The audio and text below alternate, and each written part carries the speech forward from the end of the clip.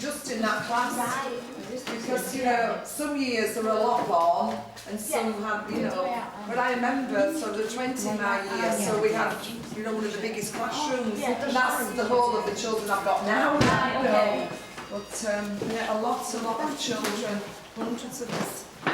And it was evident, the school was so big, and then the community was just big, wasn't it? There were over 1,000 families at that time, just in Bradford, in excess of 1,000 families. About 300,000 Ukrainians, weren't there? But, as we're finding now, that the generation that came over, who we saw today, is basically what's left, more or less. There are some who don't come, and there's a lot who are poorly. They're in homes or in hospitals. They're all like in their 80s, even some are in the 90s. Because, they all left home at the same time. When they were in their early 20s. 1940, 41 when they were taken. They didn't leave willingly, did they? No, they were taken. By the Germans. So they've all grown up together. It was when the Germans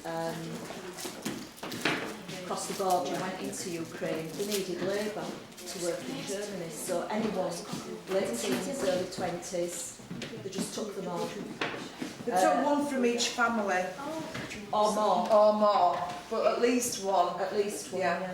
And you were just taken. My mother always told me it was 3 o'clock in the morning, and they came at 3 in the morning. Nobody had anywhere to go to hide, and they were there with the guns, and they gave you 10 minutes to pack a few things. Took you on a lorry into town. Your parents would go and say goodbye to you the next day, and that was it. You were gone. You were in capital.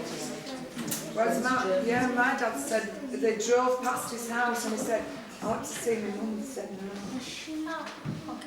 And they drove them to the next, town, and that was it. They just shipped off to Germany, and that was it. And the younger people, they took people as young as 14.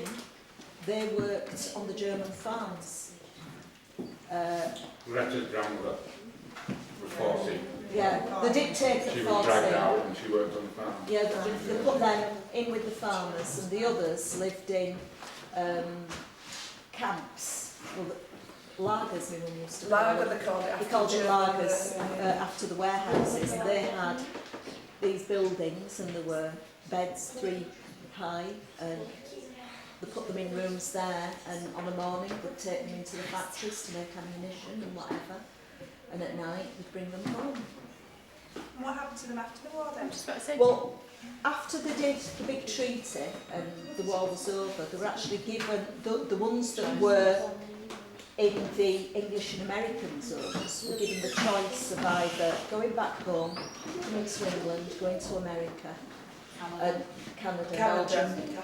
But a lot of them decided to come to England. And that's why they came here. started, right? And England was taking people on to do certain jobs. So the ones that were qualified as teachers and doctors, when they came over, had to work in mills and the coal mines. And some worked on the land. Right. Because when my father came over, he ended up in Scotland, in Lockerbie, on a farm. My mother, she was in Guysley and worked in the mill. They had qualifications back. Well, my father had qualifications. Various aunties and uncles that I know of. My uncle was a bespoke tailor, and he eventually started his own business, and he was very successful. I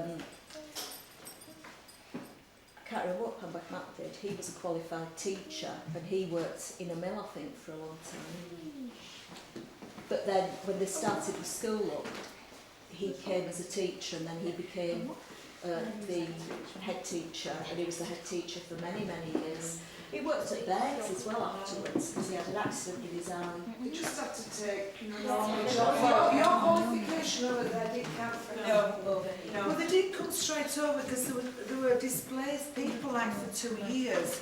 Well, before, while everything was being sorted. Well, I know my parents came over in 47, so for 2 years you know, you were just sort of kept in Germany, and they call them displaced. They had nowhere really to go. No passports, no papers. No. They never got them when they were leaving home. No. The Germans didn't have them. They couldn't go anywhere. They did. All they had. So German papers. They had some German papers Yeah. when they were in the camps because they needed those with photograph on. Yeah.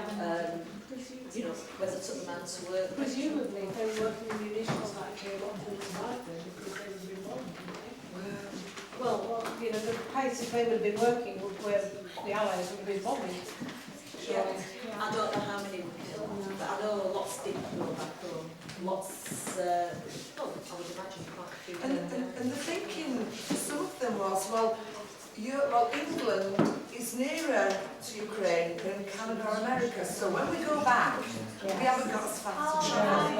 And I think that was the logic behind some of their thinking as well. You know, it's just the water to cross to England, but it's not as far. But eventually, I think they lived here more than half their life. Yeah. But they have done, yeah. My mum and dad at 80 was. What size?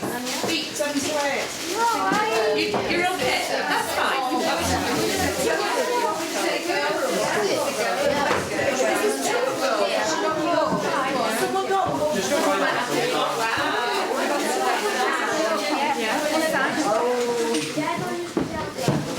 Has anyone got a little tiny system? 1.5 kilos, tiny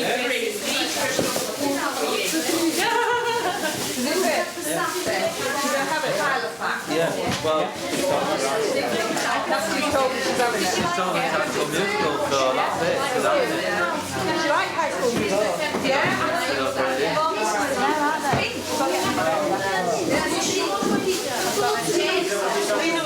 High School Musical. Yeah.